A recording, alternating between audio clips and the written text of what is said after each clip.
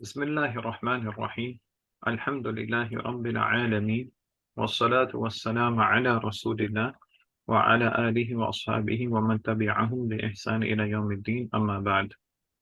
جی پچھلی مجلس میں الحمدللہ ادغام کے اوپر بات مکمل ہو گئی تھی. تو شیخ نے دو جگہ ذکر کی تھی جہاں پہ ادغام کرنا جائز ہے، یعنی آپ چاہیں تو ادغام کریں، چاہے تو فک کریں. فک سے کیا مراد ہے؟ کھول کے پڑھیں، کھول کے پڑھیں، یعنی کھول ادغام کے نہیں پڑھیں۔ کرنا. فک کا لفظ کہیں کہیں پہ کچھ لوگ فک کا لفظ استعمال کرتے ہیں، کہیں پہ فک کا لفظ استعمال کرتے ہیں. یعنی آپ میں خیال میں سعودیہ میں ہیں یا کہاں پہ، وہاں پہ فک کا لفظ استعمال کرتے ہیں. جیسے لغت ہوتی ہے الگ الگ استعمال کرتے ہیں. اگر آپ کوئی آپ کے پاس آئے گا، اس کے پاس 100 کا نوٹ ہے، بولتا ہے اندک فک. اندک فک کا کیا مطلب ہے؟ کھلے ہیں، ہاں کھلے ہیں، چینج ہے. چینج۔ ہاں اسی طرح جو پرانے زمانے میں جو بوتلیں ہوتی تھی، یہ کوکا کولا وغیرہ والی، پیپسی وغیرہ، یہ اوپر ان کا ڈھکنا آج کی طرح نہیں ہوتا تھا. کیسا ہوتا تھا وہ؟ ہاں کھولنے والا اوپر سے ٹپک کر کے ایک دم ہاں، کھینچ کے اس کو بالکل بولتے تھے ہاں۔ فک. فک یعنی کھولو، اس کو الگ کرو. تو اچھا اچھا، ادغام کا الٹ کیا؟ فک یعنی ادغام ملا دینا، اور فک یعنی کھول دینا، کھول کے پڑھنا. ٹھیک ہے، فک بولتے ہیں یا فک بولتے ہیں. فک کا یا فکو وہ بولتے ہیں اس کو. تو دو جگہ جو شیخ نے بتایا تھا جائز الادغام، وہ کون کون سی جگہ؟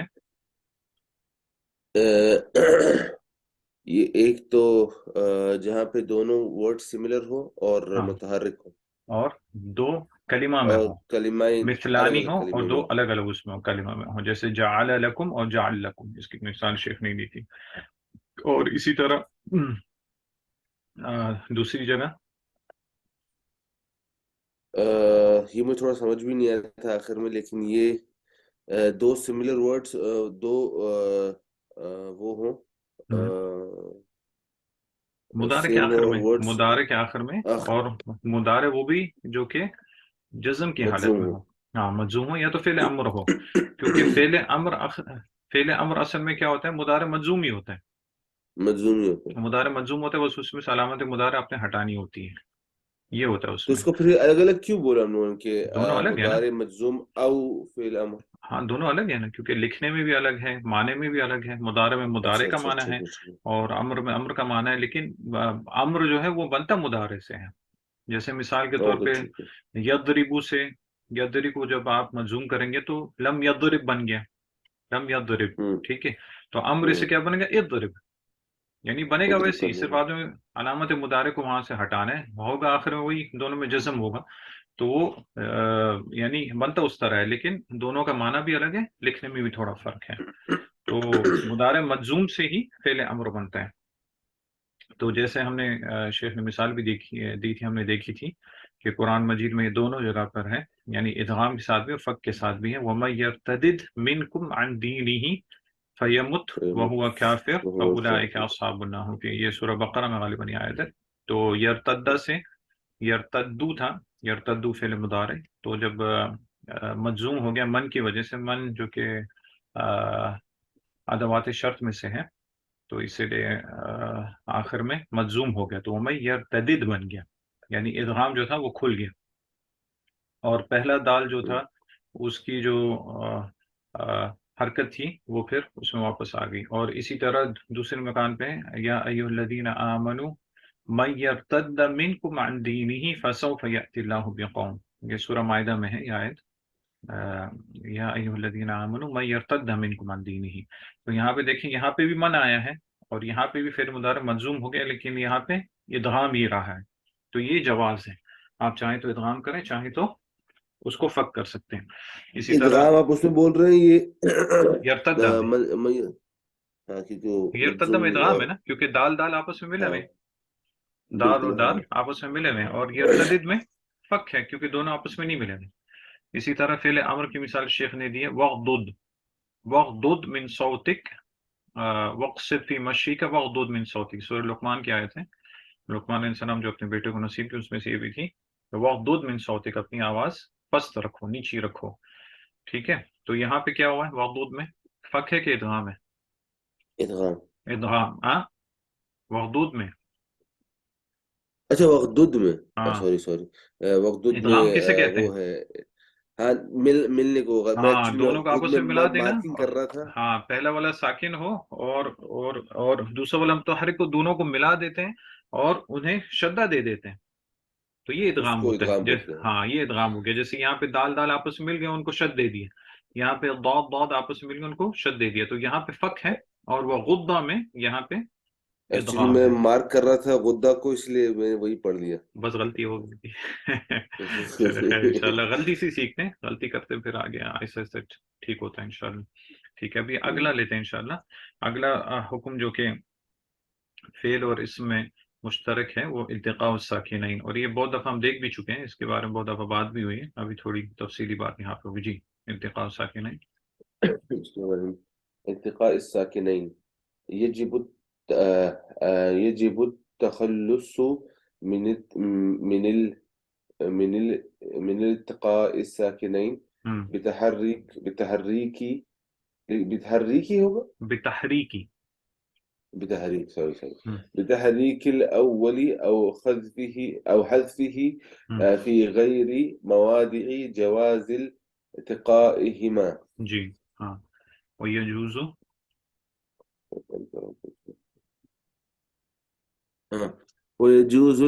ويجوز التقاء الساكنين في ثلاثة مواضع، وهي عند الوقف نحو المؤمنون والعصر، ہم، والكلمات المسرودة عند العد دون إعراب نحو جيم دال ذال.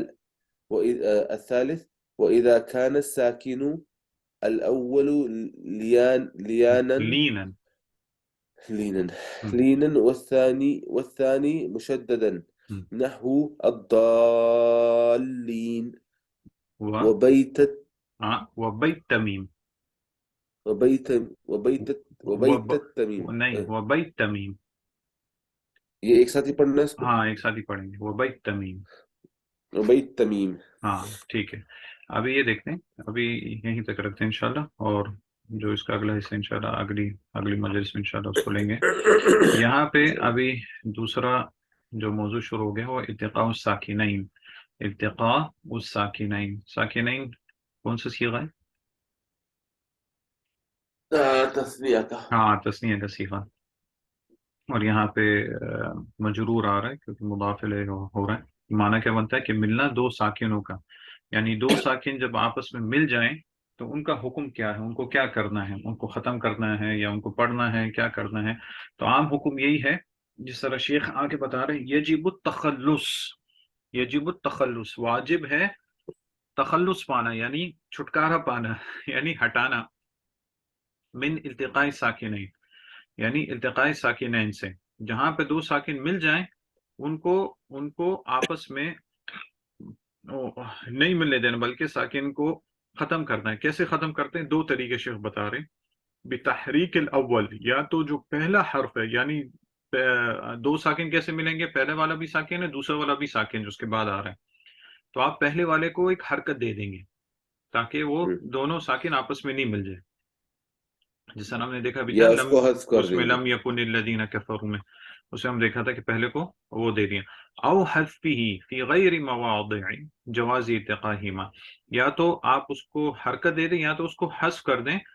لیکن یہ کہاں پہ؟ فی غیر مواضع جواز اتقاہما، لیکن یہ ان جگہوں کے علاوہ جہاں پہ ساکن کا ملنا جائز ہے. یعنی کچھ کیا ایسی مطلب جگہ جائز؟ ہیں، یعنی کچھ ایسی جگہ ہیں جہاں پہ ساکن کا ملنا جائز ہے. تو وہاں پہ نہ تو آپ کو ان کو تحریک دینے کی ضرورت ہے، نہ ان کو حذف کرنے کی ضرورت ہے، بلکہ ساکن وہاں پہ مل سکتے ہیں. ان میں کوئی حرج کی بات نہیں ہے، جیسا شیخ آگے ذکر کریں گے. جی وہ یہاں پہ ابھی شیخ ذکر کریں گے. وَيَجُوزُ الْالْتِقَاءُ السَّاكِنَيْنِ فِي ثَلَاثَةِ مَوَاضِعٍ. اچھا. ساکنان کا آپس میں ملنا 3 جگہوں پر جائز ہے. اچھا، سب سے پہلی بات، یہ ساکن جو ہیں آپس میں مل رہے ہیں، یہ بھی صرف کے حکم میں ہے. ساکن تو جی اگر آخر ہاں. میں تو پھر تو نحو کا ہے. نہیں آخر میں بھی ہو، لیکن دو ہے نا، دو ساکن آ رہے ہیں. تو اس لیے شیخ بول رہے ہیں کہ اس کا بھی تعلق صرف سے ہے، کیونکہ یہ بنیت الکلمہ کے ساتھ اس کا تعلق ہو گیا. نحو تو صرف آخری کلمے کے اعراب کے ساتھ ہے، لیکن اس کا بنیت بالکل. الکلمہ کے ساتھ بھی آ گیا کیونکہ دو ساکن آپس میں آئیں گے. اس لیے اور آواز کے ساتھ بھی تعلق ہے، تو جس طرح ہم نے پہلے بھی دیکھا تھا وہ اس میں امالہ میں املا. امالہ میں نعم. کہ جو صوت تھا وہ بھی پہلے صرف کا ہی تھا، لیکن بعد میں اس کو الگ کر دیا گیا۔ تو شیخ نے یہ بتایا کہ ارتکاب ساکنین کہیں پہ ہوگا تو اس کو ختم کرنا واجب ہے، اس سے چھٹکارا پانا واجب ہے، سوائے مواضع جواز کے، یعنی ایسی جگہ جہاں پہ التقاء ساکنین میں کوئی حرج کی بات نہیں ہے۔ اور وہ کتنی جگہ ہیں؟ 3 جگہ شیخ نے یہاں پہ بتائی ہے جی۔ سب سے پہلی جگہ کون سی ہے؟ عند الوقف۔ عند الوقف سے کیا مراد ہے؟ جہاں پہ ٹھہرا جائے. ہاں، جہاں پہ ٹھہرا کیا جائے، وقف کیا جائے۔ جیسے مثال کے طور پہ شیخ نے دیا المؤمنون، المؤمنون، مؤمنون میں دونوں ساکن کہاں پہ جمع ہو رہے ہیں؟ واو اور نون. واو اور نون پہ۔ نون حالانکہ آخر میں ساکن نہیں ہے، لیکن وقف کی ہاں. حالت میں اسے سکون ہی پڑیں گے اگر ہم رکیں گے۔ اگر ہم پڑھتے جائیں گے آگے قد افلح المؤمنون الذین هم فی صلاتهم خاشعون، تب تو ہوں. 2 ساکن نہیں ہوئے، لیکن اگر رک جائیں گے وقف کی حالت میں تب 2 ساکن ہوں. آپس میں جڑ جائیں گے، تو یہاں پہ التقاء ساکنین جائز ہے۔ ٹھیک ہے. یہاں پہ التقاء ساکنین میں کوئی حرج کی بات نہیں، آپ ان کو ملا کے پڑھ سکتے ہیں۔ جیسے المؤمنون، اسی طرح والعصر، والعصر میں صاد کا ساکن اور را جو وقف کی وجہ سے وہ بھی ساکن ہو گئے، دونوں آپس میں مل گئے، تو اس میں کوئی حرج کی بات، اور یہ آسان ہے الحمدللہ، ہم قرآن پڑھتے رہتے ہیں، ہوں. تجوید کے قاعدے ہمیں پتہ ہے، تو یہ ایک جگہ ہے جہاں پہ وقف کی حالت میں آپ اس کو ساکن کو ملنے دے سکتے ہیں۔ یہاں پہ واجب نہیں ہے کہ آپ اس کو تخلص کریں، لیکن اگر آپ ملا کے پڑھیں گے، اگر آپ ملا کے پڑھ رہے ہیں تب آپ کے لیے جائز نہیں ہے کہ آپ اس کو ساکن کر کے پڑھیں، تب آپ کو بالکل. اس کی حرکت آپ نے ظاہر کرنی پڑے گی کہ اس کی جو حرکت وہاں پہ آگے آ رہی ہے۔ ٹھیک ہے، یہ پہلی جگہ ہوگی۔ دوسری جگہ یہ ہے والکلمات المسرودہ عند العد دون اعراب، یعنی الکلمات المسرودہ یعنی ایسے کلمات جو کہ عربی زبان کے ہیں، الف باتا وغیرہ ہے، جب آپ ان کو صرف شمار کرتے ہیں، ان کے اوپر اعراب نہیں لگا رہے ہیں، یعنی کسی جملے میں نہیں لا رہے ہیں، صرف آپ ان کو شمار کر رہے ہیں، تب آپ کے لیے جائز ہے تب کہ آپ ان کے اوپر آخر میں ان کو ساکن کر دیں، جیسے جیم۔ مس ہاں، مسرودہ کا مطلب الفابیٹس ہوتا ہے نا. نہیں، مسرودہ مطلب جو آتے ہیں، الکلمات المسرودہ یعنی جو سرد کا مطلب ہوتا ہے لانا، یعنی جو آتے ہیں الف با تا سا جیم ہا خا، یعنی مسرود کا مطلب یہ ہوتا ہے کہ ان کو اس طرح شمار کرنا۔ تو جب آپ ان کو اچھا. اور صرف عد کر رہے ہیں، صرف آپ ان کو پڑھ رہے ہیں، ان کے اوپر کوئی جملہ نہیں لگا رہے ہیں، ٹھیک ہے، یعنی جملے میں اگر آپ لا رہے ہیں کہ الجیمو، مثال کے اچھا طور اچھا پر ٹھیک ہے ایسے سمجھ. ایسا آپ کچھ بول رہے ہیں، صرف ان کا نام لے رہے ہیں، تو ان میں آپ کو ضرورت نہیں ہے کہ آپ ان میں ہوں. یعنی آخر والے کو یعنی 2 ساکنوں کو آپ ملانے سے ہٹائیں، کوئی اس میں حرج کی بات نہیں، جیسے ان کو حروف ہجائیہ ہم کہتے ہیں، تو جائیے. ہاں ان کو آپ ایسے ہی پڑھ سکتے ہیں۔ ٹھیک ہے، تیسری جگہ جو ہے وہ یہ ہے کہ وَإِذَا كَانَ السَّاكِنُ الْأَوَّلُ لِينًا وَالثَّانِي مُشَدَّدًا، تیسری جگہ یہ ہے کہ جب جو پہلا ساکن ہے وہ حرف لین میں سے ہو، حرف لین میں سے، حرف لین کون کون سے ہیں؟ واو الف یا. ہاں، اصل میں تو جب ہم قواعد میں دیکھتے واو ہیں یا ہی ہے. تجوید وغیرہ میں واو یا ذکر کرتے ہیں، لیکن یہاں پہ ہوں. شیخ نے الف کو بھی ذکر کیا اس کے ساتھ، حالانکہ الف جو ہے وہ دونوں حالتوں میں آ جاتا ہے، یعنی مد میں بھی آ جاتا ہے اور لین میں بھی آ جاتا ہے اس طرح سے۔ اچھا، ہوں. اب واو اور یا تو ہیں، لیکن کس حالت میں لین ہوں گے اور کس حالت میں مد ہوں گے؟ کس حالت میں مطلب؟ یعنی کیسے ہوں گے؟ کیا واو اور یا جب بھی آئیں گے تب وہ لین ہوں گے؟ نہیں، جب وہ جب جو دوسرا ادھر لکھا ہے دونوں ثانی مشدد، دوسرا جب تشدید ہوگی مستددہ ہوگا نہیں وہ. نہیں، میں لین کا پوچھ رہا ہوں، آگے میں نہیں گیا ابھی تک، وثانی کی طرف نہیں گیا، صرف اچھا. اول کی بات کر رہا ہوں، پہلا والا لین ہو۔ ہاں. تو لین سے کیا مراد ہے؟ یہ ہم پڑھ چکے ہیں تجوید وغیرہ میں، آپ بھی پڑھ چکے ہو۔ مجھے بھی سوال سمجھ نہیں آ رہا. اچھا، حروف مد کتنے؟ 3. 3 ہے، اور یہ کس ہاں. حالت میں حروف مد ہوں گے؟ ان کا وہ ڈیفینیشن اچھا بتائیں اچھا، تو۔ آپ سمجھ آیا. ٹھیک ہاں ہے، سمجھ آ گیا. جب یا کے پیچھے کسرہ ہو، وا کے پیچھے ہاں، دمہ ہو. نہیں، اس کو آپ جو زیادہ صحیح بات یہ کہیں گے جب ہم جنس حرکت ان کے ساتھ ہو، ہم اچھا، ہم جنس جنس ہے. حرکت، ٹھیک. ہم جنس حرکت سے کیا مراد ہے؟ یا سے پہلے کسرہ ہو، کیونکہ کسرہ اصل میں کیا ہے؟ آدھی یا ہے، ہاں ہاں، کسرہ کیا ہے؟ آدھیا ہے، اور واؤ سے پہلے دمہ ہو، کیونکہ دمہ، دمہ آدھا واؤ ہے، واو نصف کی ماں واؤ ہے ہے، دمہ، ہاں، اور الف سے پہلے کیا ہو؟ فتح ہو، فتحہ، الف سے پہلے فتح، اور الف سے پہلے فتح ہی آتا ہے، تو یہ حروف مد ہو گئے اس حالت میں، ہر حالت میں نہیں۔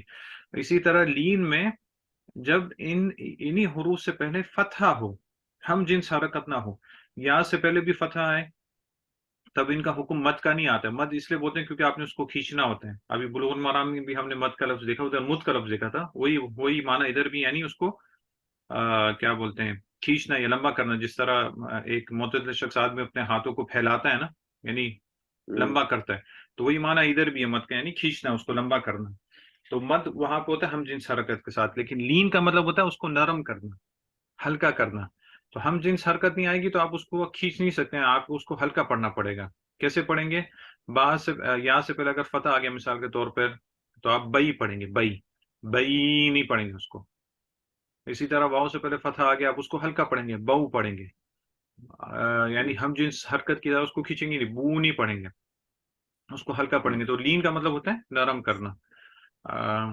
قرآن مجید میں لفظ آتا ہے لینن، ہاں، فقول له قولا لینا، یعنی نرم بات ہوں، کرنا اس سے۔ اسی طرح نہیں، میرے ذہن میں اصل میں دوسری آیت تھی، آپ نے بہتر آیت بتا دی جس میں لینا آتا ہے۔ ایک اور آیت کریمہ میں آتا ہے وَأَلَنَّا لَهُ الْحَدِيدَ، وَأَلَنَّا، اور ہم نے ان کے لیے لوہے کو نرم کر دیا تھا، داؤد علیہ السلام کے لیے، اچھا یعنی اچھا، نرم کرنے کا۔ تو النا کا لفظ بھی وہاں پہ آتا ہے، تو یہ لینن بھی ہے، اور لین کا مطلب نرم کر دینا۔ تو جب ہم جنس حرکت نہیں آئے گی، فتح آئے گی، تو یہ حروف لین ہو جائیں گے۔ اسی طرح شیخ بولتے ہیں کہ الف کو بھی یہاں پہ علماء نے حرف لین میں سے شمار کیا ہے۔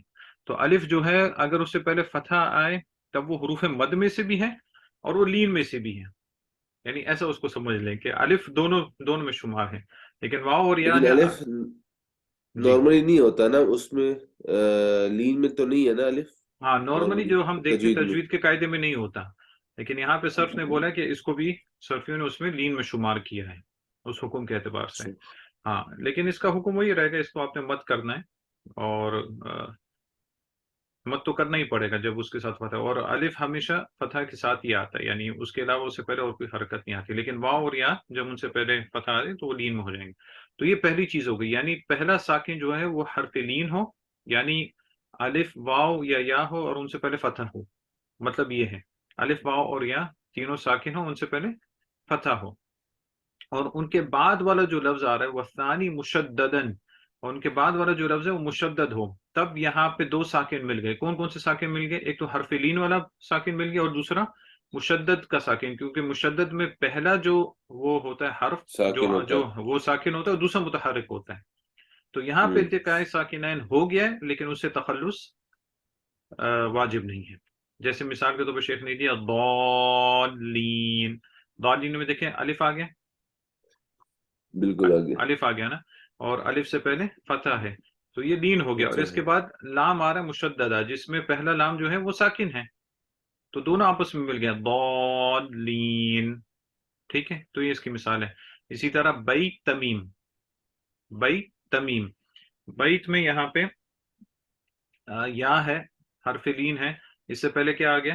فتح آ گیا، ٹھیک ہے، اور یہ اس کے ادغام بھی ہوگا نا یہ تو، وہ بیت تمیم، نہیں، یہ تو ساکن مل گیا نا، ادغام نہیں ہوا، تا میں نہیں ملا، یہ تا اپنی جگہ میں یہ نہیں میں، نہیں ملا نا، یہ والا تا تو الگ ہے، یہ والا مشدد ہے، یہاں پہ بھی ادغام نہیں ہوا، ہاں ادغام تو نہیں ہوا ادھر سے، ادغام نہیں صحیح ہوا، ٹھیک، یہاں پہ یہ بھی ساکن ہے، یہ بھی ساکن ہے، یہ آپس میں نہیں ملے، تو یہاں پہ آپ اس کو یہ نہیں پڑھیں گے بیتت، بیت بھی پہلے سے ہے، یعنی اس کے اوپر ساکن تھا، تو اس کے ساتھ آپ اس کو اس طرح پڑھیں گے بیت تمیمی، تو یہ اتقاء ساکنین سے ہٹنا ضروری نہیں ہے، ٹھیک ہے، واضح ہو گیا، آسان ہے۔ اسی طرح جتنے بھی مد کے ہیں قرآن مجید میں، اس میں آپ دیکھ سکتے ہیں، جیسے تامہ ہے، ساخہ ہے، جتنے بھی ایسے ہیں وہ سارے اسی کے تحت آتے ہیں، کہ اس اگر کے وہ اندر ایک بس یہ ہے کہ اگر حرف حرف لین ہو مطلب واو الف یا، اور ہم اس کے پیچھے فتح ہو، یہ والا پوائنٹ انہوں نے لکھا نہیں ہے نا، یہ والا کہ اس کے پیچھے فتح ہو، لیکن ان کا مقصد یہی ہے کہ ان کے پیچھے فتح، کیونکہ اگر ان کے پیچھے ہم جنس حرکت ہوئی تو پھر تو وہ مد ہو جائے گا نا، کیسے؟ ہاں ہاں، تو جیسے لین کا ابھی، لین کا یہ مطلب ہے نا، لین کا مطلب یہی ہے کہ واو اور یا سے پہلے واو اور یا ساکن ہو، ان سے پہلے فتح ہو. لین کا مطلب یہ ہے. ہاں لین کا مطلب یہی ہے. لین اسی کو ٹھیک. کہتے ہیں. اسی طرح جب ہم مد کہیں گے، اس کا مطلب یہ ہے کہ الف واو یا ہو اور ان سے پہلے ہم جنس حرکت ہو. اوکے ٹھیک ہے ہاں تو صحیح. اس کا معنی اس میں یہی آتا ہے. ٹھیک ہے. تو اس کی اور بھی بہت ساری مثالیں ہیں. جس طرح ایک جگہ پہ شیخ ایک اور مثال دیتے ہیں کہ قرآن مجید میں عادون بھی آتا ہے، عادون. اور ایک جگہ کی مثال شیخ دیتے ہیں ہدن للمتقین، ہدن للمتقین. ٹھیک ہے. ہاں. تو ہدن میں کیسے یہ مثال بیٹھتی ہے؟ وہ یا ہاں الف یا ہے. بیٹھا ہوا ہے نا. ہاں الف ہے اور اس سے پہلے فتح ہے، تو پھر اس کے بعد پھر ہاں. مشدد آ رہا ہے. ٹھیک ہے. تو پھر وہاں ہوں. پہ آپ نے کیا کہہ دیا؟ وہاں پہ آپ نے ہدن للمتقین کرنا ہے. فیہ ہدن للمتقین. الف اور لام جو ہے نا. ایک منٹ.